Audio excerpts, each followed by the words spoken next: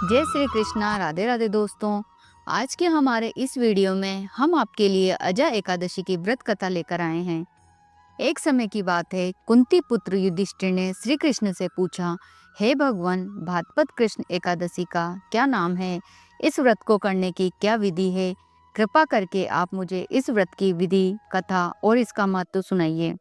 भगवान श्री कृष्ण कहते हैं, धर्मराज, भाद्रपद कृष्ण पक्ष की एकादशी का नाम अजा एकादशी है। यह समस्त पापों का नाश करने वाली है। इस एकादशी के दिन भगवान श्री हरि विष्णु की पूजा की जाती है। जो मनुष्य इस दिन श्री हरि विष्णु की पूजा करते हैं, उन्हें वैकुंठ की प्राप्ति होती है। आइए अब मैं आपको अजा एकादशी की व्रत कथा सुनाता हूँ। सत्यवादी हरिश्चंद्र नाम का एक चक्रवर्ती राजा राज्य करता था। उसने विश्वामित्र को दक्षिणा छुपाने के लिए अपना सारा राज्य त्याग दिया, साथ ही अपनी पुत्री, पुत्र तथा स्वयं को बेच दिया। वह राजा चांडाल का दास बनकर सत्य को धारण करता हुआ मृतकों का वस्त्र ग्रहण करता रहा, मगर किसी प्रकार से वह सत्य से विचलित नहीं हुआ। कई बार राजा चिंता के समुद्र में डूबकर विचलित होकर विचार करता कि मैं कहाँ जाऊं, क्या करूं जिससे मेरा उद्धार हो। इस प्रकार राजा को कई वर्ष बीत गए।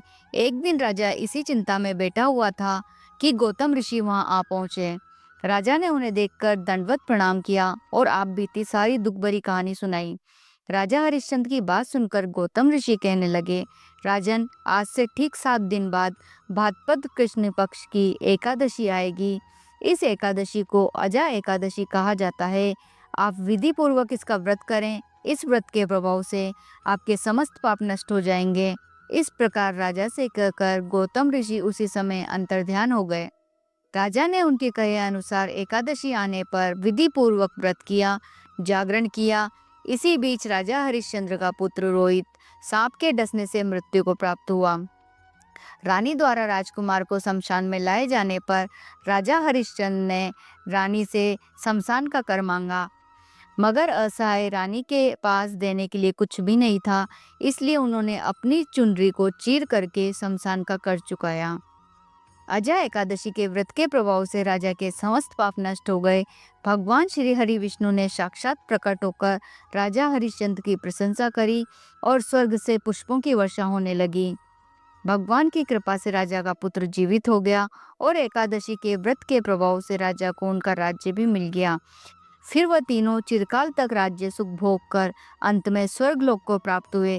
हे धर्मराज, ये सब अजा एकादशी व्रत के प्रभाव से हुआ था। जो मनुष्य पूरे मन से विधि पूर्वक इस व्रत को करते हुए रात्रि जागरण करते हैं, उनके समस्त पाप नष्ट हो जाते हैं। वह सुख समृद्धि से अपना जीवन व्यतीत कर अंत में स्वर्ग लोक को प्राप्त होते हैं। इस एकादशी की कथा को सुनने मात्र से अश्वमेध यज्ञ का फल प्राप्त होता है। जय श्री कृष्णा। राधे राधे।